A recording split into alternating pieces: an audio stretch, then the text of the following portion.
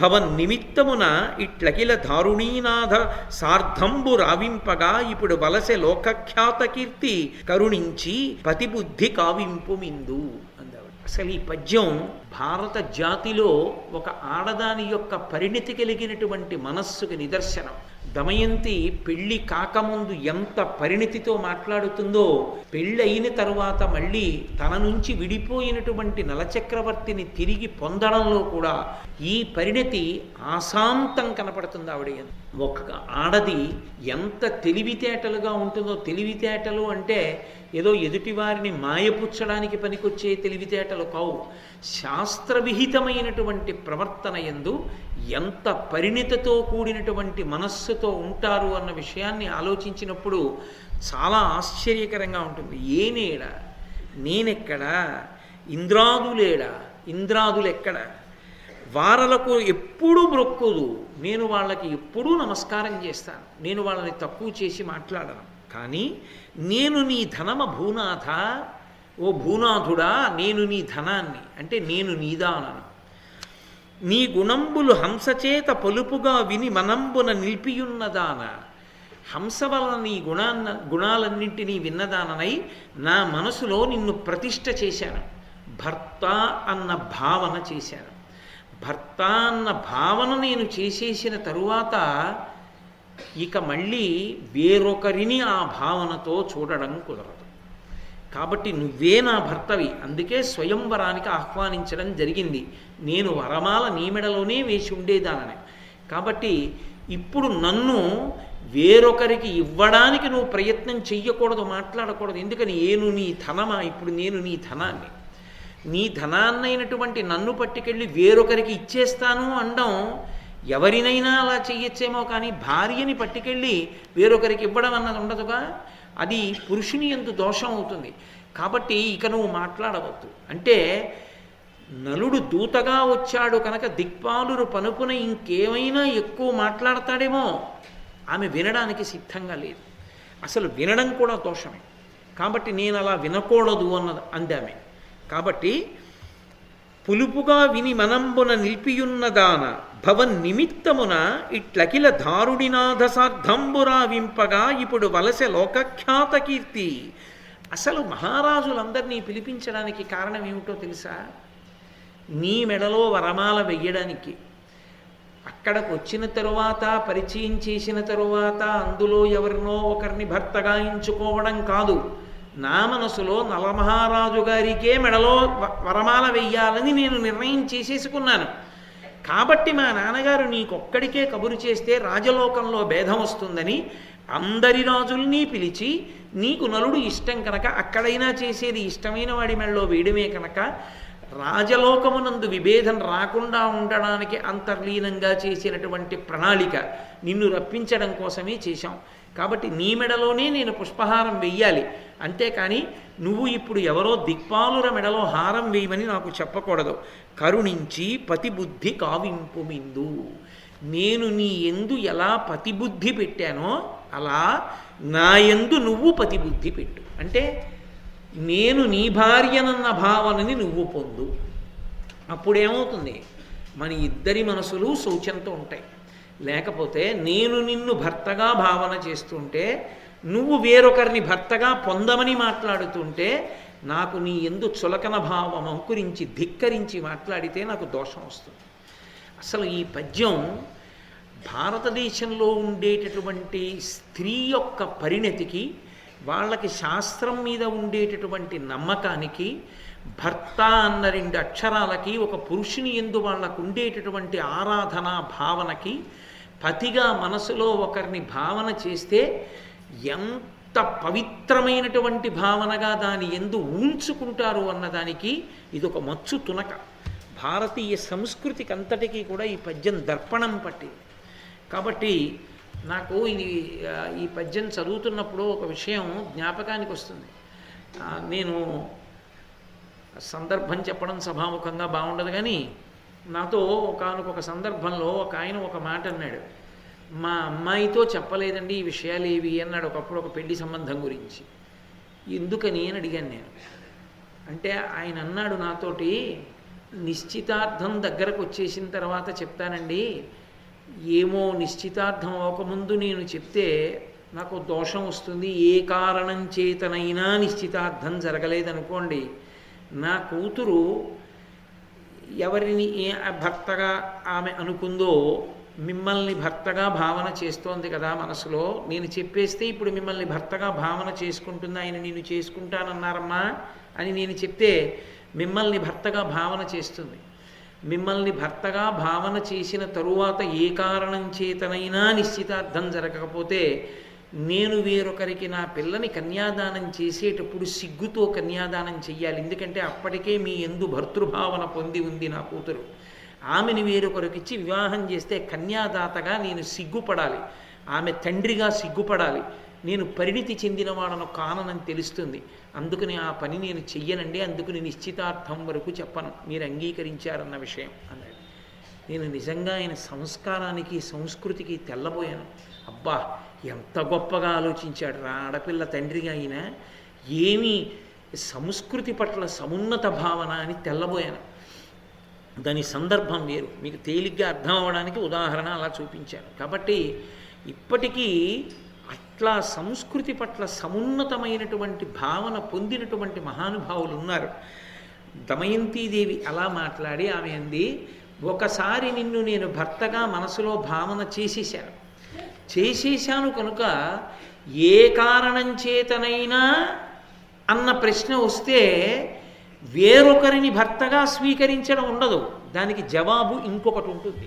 ఏమిటదంటే, ఈ జీవుడు ఎప్పటికైనా నీకు భార్యాత్వాన్ని పొందాలి, అందుకని ఈ శరీరం వదిలిపెట్టేస్తాను. ఉరి వేసుకునో, విషం తాగో, నిప్పులో దూకో, నీట మునిగో ఈ శరీరాన్ని వదిలిపెడతాను తప్ప వేరొకరికి భార్యను మాత్రం కాదు. అంటే ఇప్పుడు దమయంతీదేవి ఈ మాటలు మాట్లాడిన తర్వాత నలుడు ఇంకా రాయబారం చెప్పడానికి ఏమైనా ఉంటుందా? ఇంకేం ఉండదు. అంత స్పష్టంగా చెప్పింది ఆవిడ. చెబితే అప్పటికీ ఒక మాట అన్నాడు నలుడు, భూరిసత్తులు సర్వలోక విభులు విభూతి సమృద్ధులు యుద్ధోరు తేజులు నిన్ను కోరుచునున్నవారమరోత్తముల్ వారి పాద రజంబు పోలని వాని నన్ను మనుష్యు సంసారి కోరగ జన్నే నీకు ప్రసన్నులై సురలుండగన్. ఏమిటమ్మా ఇలాంటి మాటలు అంటావు? అపారమైనటువంటి కీర్తి వహించినటువంటి వారు, సర్వలోకములకు భర్తలైనటువంటి వారు, అపారమైనటువంటి ప్రఖ్యాతి గణించినటువంటి వారు, విశేషమైన తేజస్సున్నవారు, నిన్ను కోరుతున్నటువంటి వాళ్ళు సాక్షాత్తుగా దేవతలు. వాళ్ళ పాదములకు అంటుకున్నటువంటి ధూళికణాలు ముట్టుకోవడానికి నాకు అర్హత లేదు. నేను మనుష్యుణ్ణి మర్త్యలోకంలో పుట్టాను. మర్త్యలోకమునందు పుట్టినటువంటి వాడిని మానవ అంటే మనువంశంలో వచ్చిన వాడని, మానవ మనుష్య అంటే మృత్యువును పొందుతాడు అని. ఏది ఈ లోకంలో అంటే భూలోకమునందు పుట్టింది అంటే దాని అర్థం ఏమిటంటే అది వెళ్ళిపోతుంది అని గుర్తు. ఏది ఈ లోకంలో పుట్టిందో అది ఉండదు, అది శాశ్వతంగా ఉండదు, అది వెళ్ళిపోతుందని గుర్తు. అది ఈ భూలోకానికి ఉన్నటువంటి లక్షణం. అందుకే ఆ లక్షణం అంకురించినటువంటి వాడు విశేష శోకాన్ని పొందడు. ఎందుకంటే ఇక్కడ కనపడేటటువంటివన్నీ పగిలిపోయే బొమ్మలే. పగలని బొమ్మలు ఈ లోకంలో సృష్టి చెయ్యడు ఈశ్వరుడు. ఎందుకంటే భూలోకమునకు అది లక్షణం. ఇక్కడ ఎప్పుడైనా ఏదైనా పుట్టింది జనన తేదీ ఉంది అంటే దానికి మరణ తేదీ ఉంటుంది, ఆ శరీరం ఉండదు అని గుర్తు. అది ఎప్పుడో ఒకప్పుడు వెళ్ళిపోతుంది. కానీ పెద్దవాళ్ళుగా చిన్నవాళ్ళని దీర్ఘాయుష్మంతులు కావాలని మనం కోరుకుంటాం. కాబట్టి ఇక్కడ ఉన్నటువంటి వాళ్ళు వెళ్ళిపోతారు. సంసారము అన్న మాటకి పర్యాయ పదం మృత్యువు. మృత్యువుని పొందుతారు. కాబట్టి మృత్యువుని పొందేటటువంటి జన్మ ఉన్నవాణ్ణి నేను. మృత్యువు లేకుండా, వృద్ధాప్యం లేకుండా ఎప్పుడూ సంతోషం అనుభవించగలిగినటువంటి వారు దేవతలు. అటువంటి దేవతలు నిన్ను వివాహం చేసుకుంటానంటున్నారు. వాళ్ళ పాద ధూళికి సరిపోనటువంటి నన్ను వివాహం చేసుకుంటానని నువ్వంటున్నావు. అసలు ఏమైనా అర్థం ఉందా నువ్వు మాట్లాడినటువంటి మాటలకి అని అడిగారు నలచక్రవర్తి దమయంతిని. అడిగితే దమయంతిదేవంది, ఈ సందేశం వద్దని చెప్పాను కదూ, నాకు కావలసింది నువ్వు అంతే. నువ్వు మర్త్యుడవైతే నేను కూడా ఆలోకంలో పుట్టినదాననేగా. నాకు కావలసింది నిన్ను పతిగా పొందడం, అంతవరకు. ధృతి అంటారు దాన్ని, పట్టుదల. కాబట్టి ఇప్పుడు నువ్వు రాయబారిగా వచ్చావు, నీ మీద ఏదైనా కళంకం పడుతుందని కదా నువ్వు అనుమానిస్తున్నావు. ఒకవేళ నేను నిన్నే చేసుకుంటానంటే వాళ్ళకి వెళ్ళి నువ్వు ఈ మాట చెప్తే, అంటే నువ్వు మా పనుపున సరిగా మాట్లాడలేదన్నమాట. నిన్నే చేసుకుంటానంటోంది కాబట్టి మా పనుపున ఎక్కువ మాట్లాడితే సరేలేండి అయితే దేవతల్ని వివాహం చేసుకుంటానంటుందేమో అని సరిగా చెప్పకుండా వచ్చావన్నమాట అని కదా నువ్వు అనుకుంటున్నావు. నువ్వు వెళ్ళి చెప్పు వాళ్ళతోటి, ఆమెకి మీరు చెప్పిన సందేశమంతా చెప్పానని చెప్పు. ఆ తర్వాత ఎవరిని చేసుకోవాలో ఎవరిది హక్కు నాది, నేను నీ మెడలోనే వరమాల వేస్తాను. అప్పుడు ఎవరిది చిత్తం? నాది, నిర్ణయం నాది. నువ్వు చెప్పవలసింది చెప్పావా, నేను వినవలసింది విన్నానా? ఇంకెందుకు చెప్తావు? అర్థమైపోయిందిగా, నువ్వు చెప్పవలసింది చెప్పేశావుగా. ఇంకా నేను ఎందుకు నీకు చెప్పడం? నేను చెప్తే మళ్ళీ నువ్వు చెప్తున్నావు, అది వినడం నాకు ఇష్టం లేదు. కాబట్టి నేను చెప్పవలసిందంతా చెప్పేశానని దేవతలకి చెప్పేయి. ఎంత తెలివైందండి! నలుడు తెలివైన వాడా, దమయంతి తెలివైందా? అది పరిణతి. దమయంతీదేవి యొక్క పరిణతి అసలు ఈ ఆఖ్యానంలో మీరు గమనిస్తుంటే అయ్య బాబోయ్, ఇంత తెలివితేటలతో ఇంత పరిణతి కలిగి ఉంటారా అనిపిస్తుంది. అసలు చిత్రనళీయం చదువుతుంటే, ఆ చిత్ర యొక్క శీలం చదువుతుంటే ఆశ్చర్యంగా ఉంటుంది. అంత అద్భుతంగా మాట్లాడుతుంది ఆవిడ. కాబట్టి నలుడు వెళ్ళిపోయాడు. వెళ్ళిపోయి దేవతలతో చెప్పాడు, నేను చెప్పవలసినదంతా చెప్పాను. వాళ్ళు హృదయము గ్రహించలేని వాళ్ళు కారు. ఆమె నలుణ్ణి వరిద్దాం అనుకుంటోంది. అనుకుని వాళ్ళు సంతోషించారు. మంచిది, ఆమె ధర్మానికి కట్టుబడింది, శాస్త్రానికి కట్టుబడింది. కానీ ఆమె యొక్క పూనిక ఎంత గొప్పదో ఒక చిన్న పరీక్ష చేసి చూద్దాం. మన నలుగురం కూడా నలుడిలాగే మారిపోదాం. ఇప్పుడు వీళ్ళ నలుగురు అసలు నలుడు, 5గురు నలచక్రవర్తులు అవుతారు. స్వయంవర మంటపంలో 5గురం ఒక వరుస క్రమంలోనే కూర్చుందాం కుర్చీల్లో. ఇక్కడొకడు అక్కడొకడు అక్కడొకడు ఇక్కడొకడు వద్దు, 5గురం వరుసగా కూర్చుందాం. 5గురు నలచక్రవర్తుల్ని చూసి ఏం చేస్తుందో చూద్దాం. వాళ్ళకి ఎంతసేపు ప్రచ్ఛన్న రూపాన్ని పొందడం. నలుగురు నలచక్రవర్తి యొక్క వేషాన్ని ధరించారు. నలున కాని నలినదళనేత్ర వరియింపదట్టె చూతమనుచు అమరవరులు నలుగురును కడంగి నలరూపమున వచ్చిరా స్వయంవరమున కతిరయమున. ఆ నలుగురు కూడా నలరూపాన్నే పొంది ఏం చేస్తుందో దమయంతీదేవి చూద్దాం. నలుణ్ణే పెళ్లి చేసుకుంటుందిట. మన 5గురులో నలుడెవరో ఎలా తెలుసుకుంటుంది చూద్దాం, ఆమె బుద్ధి వైభవం ఏమిటో అని వచ్చారు. వచ్చి కూర్చున్నారు. ఆమె ఈ దేవతలనే ప్రార్థన చేసింది. అది ఆవిడకున్న గొప్పతనం. ఆవిడ వచ్చి 5గురు నలచక్రవర్తుల్ని చూసింది. చెప్పాడుగా నలుడు, 4 దిక్పాలకులు కూడా నిన్ను కోరుకుంటున్నారు, వారిలో కూడా ఎవరినైనా ఒకరిని వరించమన్నారని. ఆమె ఈ దేవతలు ప్రసన్నులైతే తప్ప మేము నలుగురం అసలు నలచక్రవర్తులం కాం అన్న విషయం తెలియనివ్వరు. అందుకని ఈ దేవతలే నా పట్ల ప్రసన్నులు కావాలని వాళ్ళనే మనసులో ప్రార్థన చేసింది. ప్రార్థన చెయ్యగానే వాళ్ళు సంతోషించారు. ఆమె దృఢదీక్షకు ఆమెకి బుద్ధి ప్రచోదనం చేశారు. అదే ధియోయోన ప్రచోదయాత్. సమస్య అక్కడే ఉంటుంది, పరిష్కారం అక్కడే ఉంటుంది. ఈ సమస్యకి ఇది పరిష్కారం అని తెలియదు. నాకు విశాఖపట్నంలో బాగా తెలుసున్న దేహబంధుత్వం ఉన్నాయని ఒక ఆయన ఉండేవారు. ఆయన తన కొడుకు కోసం అని చెప్పి ఎన్ని పెళ్లి చూపులు చూశాడు. ఆ సెలక్షన్ కమిటీలో నేను మెంబర్గా ఉన్నాను చాలా పెళ్లి చూపులకి. ఎన్ని పెళ్లి చూపులు చూసినా కొడుక్కి పెళ్లి మాత్రం సెటిల్ అవ్వలేదు. ఆశ్చర్యం ఏంటంటే ఈయన మేడెక్కి పొద్దున్నే న్యూస్ పేపర్ చదువుకుంటుంటే పక్కింటి అయినా మేడెక్కి న్యూస్ పేపర్ చదువుకుంటూ ఇద్దరు ఏదో మాట్లాడుకున్నారు. మాట్లాడుకుంటుండడంలో వాళ్ళ అమ్మాయి బట్టలు ఆరేయడానికి వచ్చింది. మీ అమ్మాయి పెళ్లి కూతురు కదా అంటే మీ అబ్బాయి పెళ్లి కొడుకు కదా అన్నారు. ఆ రోజు 10 గంటలుగా పెళ్లి సెటిల్ అయిపోయారు. వాళ్ళిద్దరి ఇళ్లలోనే సమస్య ఉంది, వాళ్ళిద్దరికీ పక్కిళ్లలోనే పరిష్కారం ఉంది. మా అబ్బాయి సమస్యకి ఈ అమ్మాయి పరిష్కారం, ఈ అమ్మాయి సమస్యకి మా అబ్బాయి పరిష్కారం అని తోచడానికే సమయం పట్టింది. ఈలోగా అక్కర్లేని ఊళ్ళన్నీ తిరిగి వచ్చి నో అన్న పాపం నన్ను అంటుకుందారో వంతు. కాబట్టి అందులో ఆ సమస్య పరిష్కారం అక్కడే ఉంటాయి. ఈ సమస్యకి ఇది పరిష్కారం అని తెలియడమే బుద్ధి ప్రచోదనం. ఆ బుద్ధి ప్రచోదనాన్ని పరమేశ్వరుడు ఇస్తాడు. కాబట్టి అలా ఆ దేవతలే అనుగ్రహించారు. అనుగ్రహిస్తే ఆవిడికి 3 లక్షణములు తెలిసాయి. అవునురా, దేవతల యొక్క కనురెప్ప మూత పడదు, వాళ్ళెప్పుడూ కనురెప్పలు తెరిచే ఉంటారు. 2 వాళ్ళకి చెమట పట్టదు, 3 వాళ్ళ పాదములు నేలని తాకవు. కాబట్టి 5గురిలో ఎవరు నలుడో ఎలా తెలుసుకుంటుందని చెమట పడుతున్నవాడు అసలు నలుడు. ఎంత కాదన్నా ఆయనకి ప్రేమ లేదు, ఆయన హంసని పంపాడుగా. చెమట పడుతున్నవాడు ఆయన, భూమికి కాళ్ళు తగులుతున్నవాడు ఆయన, కంగారులో 1కి 2 మాటలు రెప్పలేస్తున్నవాడు ఆయన. చక్కగా కాళ్ళు తగలకుండా కుర్చీలో కూర్చుని ఒంటికి చెమట పట్టకుండా సావధానంగా పరిశీలనం చేస్తూ కను రెప్పపడకుండా ఉన్నటువంటి వాళ్ళు దేవతలు. కాబట్టి ఇప్పుడు ఈ 3 లక్షణాలు ఉన్న వాళ్ళు దేవతలు అనగానే ఆవిడ పరికించి చూసింది. ఏ నలుగురు అలా ఉన్నారో ఆవిడకి అర్థమైపోయింది. చెమట పట్టిన వాడి మెళ్ళలో పుష్పహారం వేసేయగానే దేవతలు సంతోషించారు. అది విచిత్రం. దేవతలు చాలా సంతోషించారు. నలదమయంతుల యొక్క కళ్యాణం పూర్తయిపోయింది. అయిపోతే వరం ఇచ్చారు నలచక్రవర్తికి. ఏమని? ఇంద్రుడు అన్నాడు, నువ్వు ఎప్పుడు ఎక్కడ యజ్ఞం చేసినా నేను వస్తాను, వచ్చి ఆ యజ్ఞం దగ్గరే ఉంటాను. అగ్ని వరుణుడు వీళ్ళిద్దరు అన్నారు, నువ్వు ఎక్కడ నిలబడి సంకల్పం చేస్తే, నువ్వు ఎక్కడికి రమ్మంటే అక్కడికి మేము వస్తాం. ఈ కారణంగానే పట్టుకుంది దమయంతీదేవి మళ్ళీ చిట్ట చివరలో. అగ్ని వరుణుడు బహుశా భవిష్యత్తుని దృష్టిలో పెట్టుకుని వరాలు ఇచ్చారు. అక్కడ నీళ్లు ఉండక్కర్లేదు, ఏదో నూతి దగ్గర నుంచి నీళ్లు తీయక్కర్లేదు నలుడు అక్కడ నిలబడి ఇక్కడ నీళ్లు రావాలంటే నీళ్లు వస్తాయి. నలుడు పచ్చిగడ్డి చేత్తో పట్టుకుని అగ్ని రావాలని ఇలా అంటే అగ్ని పుడుతుంది. వంట అయ్యే వరకు ఉండమంటే ఉత్తిన అక్కడ ఇంధనం లేకుండా కట్టెలు లేకుండా అగ్ని వెలుగుతూ ఉంటుంది. అది నలచక్రవర్తికి అలా లొంగే భూతాలు అనుగ్రహించారు దేవతలు.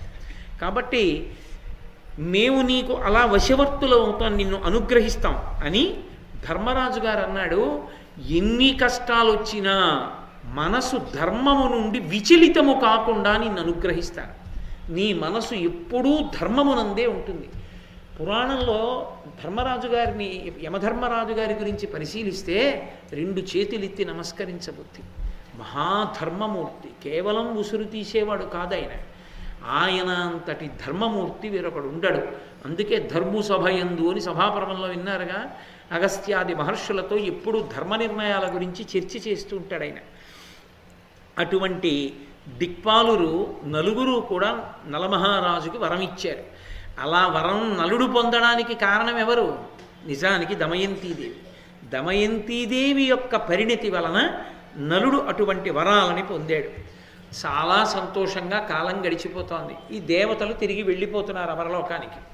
వెళ్ళిపోతున్నటువంటి సమయంలో ఈ ద్వాపర పురుషుడితో కలిసి, అంటే ఇది ద్వాపర యుగ ప్రారంభంలో జరిగినటువంటి ఘట్టం, ద్వాపరునితో కలిసి కలిపురుషుడు గబగబా వస్తున్నాడు. వస్తుంటే నలుగురు అడిగారు, ఎక్కడికి వెళ్ళిపోతున్నావు అంత కంగారుగా? కలిపురుషుడు అన్నాడు. కలిపురుషుడు అంటే చాలా వికృతంగా ఉంటాడు. ఇప్పుడు ఆయన వర్ణన ఎందుకులేండి, చాలా వికృతంగా ఉంటాడు. ఆయన అన్నాడు, దమయంతీదేవి స్వయంవరం జరుగుతోందంటే అక్కడికి వెడదామని వెడుతున్నాను, వరమాల వేస్తుందేమో అన్నాడు. వాళ్ళన్నారు నవ్వి, నీ మెడలో వరమాల వేస్తుందేమో అని వెడుతున్నావా? అతిలోక సుందరి దమయంతి, ఆమె వివాహం అయిపోయింది నల మహారాజు గారితో అన్నారు. కలిపురుషుడు అంటేనే నిష్కారణ కోపం ఉండేటటువంటి వాడు. కాబట్టి ఆయన అన్నాడు, ఆ తెరి నేను వెళ్లకుండా అయిపోయింది ఆ స్వయంవరం, ఈయన వెళ్ళేదాకా స్వయంవరం ఎందుకు ఉంటుంది, ఈయన స్వయంవరానికి వెళ్ళాలి కానీ. కాబట్టి నేను వెళ్లకుండా స్వయంవరం అయిపోయిందా, నలుణ్ణి వరించిందా, ఆ నలదమయంతులు ఇద్దరూ సంతోషంగా కాలం ఎలా గడుపుతారో నేను చూస్తాను. వాళ్ళిద్దరినీ అష్టకష్టాలు పెట్టి వాళ్ళిద్దరినీ విడదీసేసి వాళ్ళు ఏడ్చేటట్టుగా చేస్తాను, వాళ్ళని ఎన్ని బాధలు పెడతానో చూడండి అన్నాడు. అని తిన్నగా నిషధరాజ్యానికి వచ్చి నలచక్రవర్తిలోకి ప్రవేశించాలని ప్రయత్నం చేశాడు. ఎందుకంటే కలిపురుషుడు ప్రవేశించాడు అనుకోండి, బుద్ధి పతనం అవుతుంది, బుద్ధి సక్రమంగా ఉండదు. ఇంకా బుద్ధి కానీ గడ్డి తిందా, చెయ్యకూడని నిర్ణయం చేసేస్తాడు. చేసేసాడా జారి కింద పడిపోతాడంతే, ఎంత పెద్దవాడు. అందుకే ఆ కలిపురుష ప్రవేశం జరిగింది అంటే చేసుకునేటటువంటి నిర్ణయాలలో దోషం వస్తుంది. దీని కలిపురుషుడు నలుడిలో ప్రవేశించాలని ప్రయత్నం చేశాడు. కానీ ఆయన మహాధర్మమూర్తి అయి నిరంతరం యజ్ఞయాగాది క్రతువులు చేస్తూ బ్రాహ్మణులకు విశేషమైనటువంటి దానాలు చేస్తూ ఆయన ఉన్నాడు. అటువంటి నలునియందు ఎలా ప్రవేశిస్తాడు? ప్రవేశించడం కుదరలేదు, కుదరక ఎదురు చూస్తున్నాడు. ఆ ఎదురు చూస్తున్నటువంటి సమయంలో అనుకోకుండా ఒక అవకాశం లభించింది కలిపురుషుడికి. ఒకప్పుడు నలుడు మూత్ర విసర్జన చేసి కాళ్ళు కడుక్కోవడం మర్చిపోయి సంధ్యావందనం చేయడానికి వెళ్ళిపోయాడు. మూత్ర విసర్జన చేస్తే శౌచం పోతుంది వెంటనే. శౌచం పోతుంది కాబట్టి కాళ్ళు కడుక్కుని ఆచమనం చెయ్యాలి. ఆచమనం పోని చేయకపోయినా కనీసంలో కనీసం 2 కాళ్ళు కడుక్కుంటే తప్ప ఏ పని చేయకూడదు. అలా పొరపాటున చేశారనుకోండి విరుద్ధ ఫలితాలు ఇస్తాయి, అవి సత్ఫలితాలు ఇవ్వవు. మూత్ర విసర్జన చేసి కాళ్ళు కడుక్కోకుండా, అదే కాదు శమంతకోపాఖ్యానం ప్రసేనుడు చేసింది అదే, అందుకే చచ్చిపోయాడు సింహం చేతిలో. మూత్ర విసర్జన చేసి 2 కాళ్ళు కడుక్కోకుండా ఇంట్లోకి వెళ్ళిపోయాడు. వెళ్ళిపోయిన తర్వాత కాసేపు ఆగి భార్య ప్రసాదం తినండి అని ఎవరో తిరుమల నుంచి తెచ్చింది పెట్టింది అనుకోండి, గభాల నోట్లో వేసుకున్నాడు అనుకోండి, దోషభూయిష్టం అవుతుంది. అది తప్పు. శౌచము పోతుంది. శరీరము శౌచముతో ఉంటేనే కొన్ని పనులు చెయ్యాలి, శౌచము లేని పనులు కొన్ని చెయ్యకూడదు. ఆ శౌచము అంటే పవిత్రత. ఆ పవిత్రతని నిలబెట్టుకునేటటువంటి ప్రయత్నం నిరంతరం చేస్తుండాలి. శౌచము కొన్నిటి కారణంగా విపరీతంగా పెరుగుతుంటుంది శరీరానికి. అందుకే కొన్ని శరీరాలు అంత శక్తివంతములవుతాయి. అంత శక్తివంతములైనప్పటికీ ఆ శౌచము మళ్ళీ పతనమైపోతుంటుంది. కారణం ఏమంటే ముట్టుకోకూడని వాళ్ళని ముట్టుకుంటూ ఉండడం, చెయ్యకూడనివి చేస్తూ ఉండడం, కొన్ని పనులు చేసిన తర్వాత కాళ్ళు కడుక్కోకపోవడం, ఆచమనం చేయకపోవడం, స్నానం చెయ్యకపోవడం, ఇటువంటి కారణాల చేత శౌచం పోతుంది. శౌచం పోతే కలిపురుషుడు ప్రవేశిస్తాడు, బుద్ధి మందగిస్తుంది, బుద్ధి సక్రమ నిర్ణయం చెయ్యదు. అందుకే రాత్రివేళ ఆలోచన చెయ్యవద్దు అని చెప్తారు. రాత్రివేళ ఆలోచన చెయ్యవద్దు అని ఎందుకు చెప్తారంటే అది స్నానం చేసి కూర్చునే సమయం కాదు. స్నాతకం చేసినప్పుడు మామగారికి మాటిస్తాడు, నేను బాగా చీకటి పడిపోయిన తరువాత స్నానం చెయ్యను అని చెప్తాడు. బాగా చీకటి పడిపోయిన తర్వాత తగినంత కారణం లేకుండా స్నానం చేయకూడదు. ఏ పలహారమో చేసేసాడు అనుకోండి, రాత్రి 9:15 9:30 అయిపోయింది అనుకోండి, పడుకోబోయే ముందు స్నానం చేసి పడుకోవడం భోగం అనుభవించడంలో అత్యంత నిష్ట కలిగినటువంటి పశ్చిమ దేశాల వారి యొక్క సంప్రదాయం. ఈ దేశంలో నిద్రపోయే ముందు స్నానం చేయరు, బ్రహ్మముహూర్తంలో నిద్రలేచి స్నానం చేస్తారు. అందుకే శ్రీరామాయణంలో కైకమ్మ అంటుంది, నువ్వు సూర్యవంశంలో పుట్టావు, తెల్లవారుజామున లేచి సూర్యోదయాత్ పూర్వం స్నానం చేసి కూర్చో, సూర్యుడు ఉదయిస్తే నీ బుద్ధి వికసిస్తుందంటుంది. స్నానం చేస్తే శౌచం కుదురుతుంది. శౌచం కుదిరితే బుద్ధి సక్రమమైన నిర్ణయాలు చేస్తుంది. అందుకే శౌచం లేకపోతే చాలా ప్రమాదాలు ఉంటాయి. ఇప్పుడు నేను అసలు ఆ శౌచము అన్న దాని గురించి మాట్లాడడం మొదలుపెట్టాను అనుకోండి, అది చాలా పెద్ద దీర్ఘప్రసంగం అవుతుంది. కాబట్టి శౌచము భ్రష్టం అవుతూ ఉంటుంది. భ్రష్టమైతే ఆ శౌచాన్ని నిలబెట్టుకోవడానికి మార్గం ఉంటుంది, అది కాళ్ళు కడుక్కోవడమే. ఆ కాళ్ళు కడుక్కోవడం అన్నది మాత్రం ప్రత్యేకంగా అలవాటుగా ఉండాలి. కాళ్ళు కడుక్కోమన్నారు కదానని పాదం మీద పాదం వేసి రుద్దకూడదు. పాదం మీద పాదం వేసి రుద్దేటటువంటి అలవాటు ఉన్న వాళ్ళకి దేవతల యొక్క అనుగ్రహం నిరంతరం కోల్పోయి దరిద్రం అనుభవిస్తారు. పాదాన్ని పాదంతో రుద్దకూడదు, పాదాన్ని చేత్తో రుద్దుకోవాలి. చెంబుతో నీళ్లు పోస్తూ కుడి చేత్తో నీళ్లు పోస్తూ ఎడం చేత్తో పాదాన్ని రుద్దుకోవాలి. అథవా ఎడం చేత్తో నీళ్లు పోస్తూ కుడి చేత్తో పాదాన్ని రుద్దుకోవచ్చు, తప్ప పాదాన్ని పాదంతో రుద్దకూడదు. అందుకే మన దేవతల్ని చూడండి, వేస్తే వీరాసనం వేస్తారు, అంటే ఈ కాలెత్తి ఈ ఎడం కాలెత్తి కుడి కాలు మీద వేసుకుని కూర్చుంటారు తప్ప కాలు మీద కాలేసి కూర్చునేటటువంటి దేవతలు పాదం మీద పాదం పెట్టి రుద్దుకుంటూనో అలా ఎవరూ కూర్చోరు. మీరు ఎప్పుడైనా చూడండి, సభలో పెద్దలైనటువంటి వారు కూర్చుంటే 2 పాదాలు ఇలా దగ్గరగా పెట్టి కూర్చుంటారు తప్ప, ఏదో శారీరకమైన అస్వస్థత ఉంటే నేను మాట్లాడటం లేదు. సాధారణంగా పాదం మీద పాదం వేయరు. ఎందుకని అంటే దేవతానుగ్రహం లోపిస్తుంది. 2 ఉపాసన అంతా కూడా పాదములలోని నాడుల్నే పట్టుకుంటుంది. అందుకే మీరు చూడండి, నేను అలా వస్తుంటే నా కాళ్ళకి దండం పెడుతుంటాడు. ఉపన్యాసం చెప్పిందంతా తలకాయ నోరు, దానికి ఎవరు బెటరు, కాళ్ళకి పెడతారు. కాళ్ళకి ఎందుకు? అవి ఏం చేశాయి? ఎప్పుడైనా ఉపన్యాసం చెప్పాయా? మీకు కనబడను కూడా కనబట్టలేదు ఇప్పుడు అవి, వాటికి ఎందుకు దండం?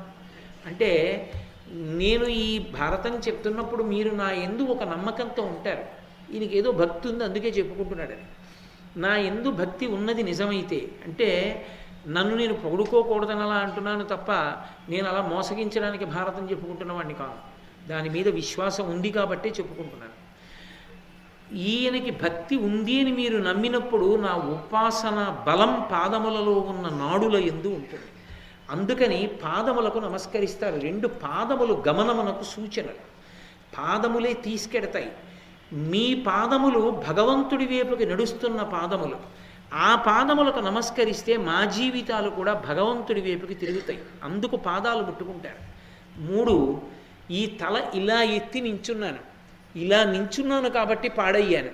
ఇప్పుడు ఈ తలని పాదములంత కిందకి దింపేస్తున్నాను.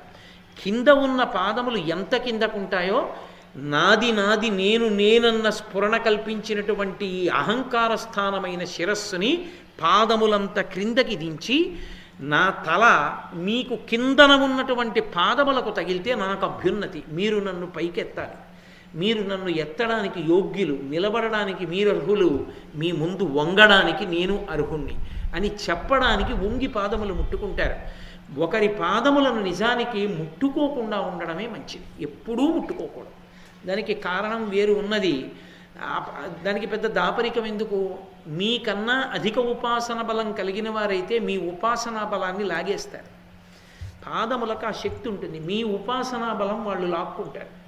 అందుకని చేయకూడదు, పాదాలు ముట్టుకోకూడదు. 2, వాడు ఏదో శౌచంతో ఉన్నాడనుకోండి, గబుక్కుని తగిన శౌచంతో ఉన్నారో లేదో చూసుకోకుండా మీరు ముట్టుకున్నారనుకోండి, ఆయన శౌచం పతనం. అప్పుడు ఆయన దానికి ప్రాయశ్చిత్తం చేసుకోకపోతే ఆ ఫలితం చేసిన వాళ్ళ ఖాతాలో పడిపోతుంది. పీఠాధిపత్యంలో ఉన్న వ్యక్తుల యొక్క పాదాన్ని ముట్టుకున్నాం అనుకోండి, ఇంకా ఆ రోజున వాళ్ళు భిక్ష చేయకూడదు. ఆయన భిక్ష చేయకుండా ఉండిపోయినటువంటి పాపంలో ఫలితం మనకు పడుతుంది. అందుకే దూరంగా ఉండండి, దూరంగా ఉండండి, పాదాలు ముట్టుకోకండి అంటే అది అహంకారం కాదు, మనశ్రేయస్సు కొరకే. అందుకే ఉత్తమ మార్గం ఏమి అంటే పాదాలు ముట్టుకోకూడదు. వారు నిలబడి ఉంటే దానికి ముందు ఉన్న భూమిని ముట్టుకుని నమస్కారం చేయాలి. అంతేకాని పాదాలు స్పృశించడం మంచిది కాదు.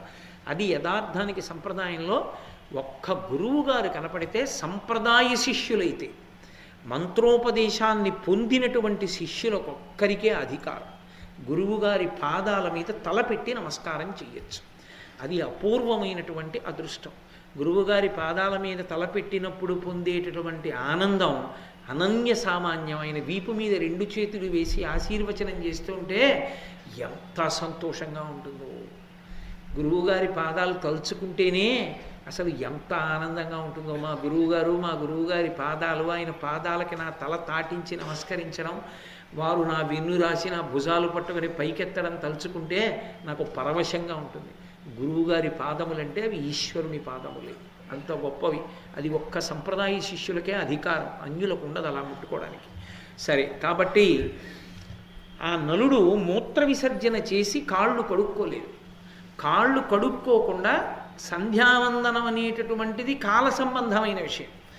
ఆ వేళ దాటిపోయిందనుకోండి, ఆ వెళ్ళకూడదు. సంధ్యావందనం చేస్తే ప్రాయశ్చిత్తంతో చేయాలి. ప్రాయశ్చిత్తంతో చేయడం అంటే కొంచెం సిగ్గుతో చేయవలసిన పనిది. నేను వేళపట్టును ఇవ్వలేకపోయాను అని. కాబట్టి వేళపట్టున ముందు సంధ్యావందనం చేసేస్తారు తప్ప ఇంకొక పని కోసం ఉండకూడదు. నిజానికి అసలు సంధ్యావందనం చేసుకునే అలవాటు ఉన్న వాళ్ళ ఇంటికి సంధ్యావందన సమయమునందు వెళ్ళకూడదు. వెడితే వాళ్ళకి కాలాతిక్రమణం అవుతుంది. కాలాతిక్రమణం అయితే ఆ దోషం మనకు వస్తుంది. వాళ్ళ ఇంటికి వెళ్ళకూడదు. నాకు బాగా గుర్తు, మల్లంపల్లి శరభేశ్వర శర్మ గారని మహాపండితుడు. ఆయన నాతో మాట్లాడుతూ ఒకప్పుడు ఒక మాట చెప్పారు. ఓ రోజు సాయంకాలం విశ్వనాథ సత్యనారాయణ గారి ఇంటికి వెళ్ళి గేటు తీశారట. ఆయన గేటు తీస్తే సత్యనారాయణ గారు అరుగు మీద నించుని పెద్ద కేకేశారట. ఒరే, ప్రదోషం వేళ అవుతోంది, సూర్యాస్తమయం అవుతోంది, చేశావా సంధ్యావందనం? ఆయన హడిలిపోయి ఇలా అన్నారట. శరభేశ్వర శర్మ గారు అంటే మహాపండితుడు.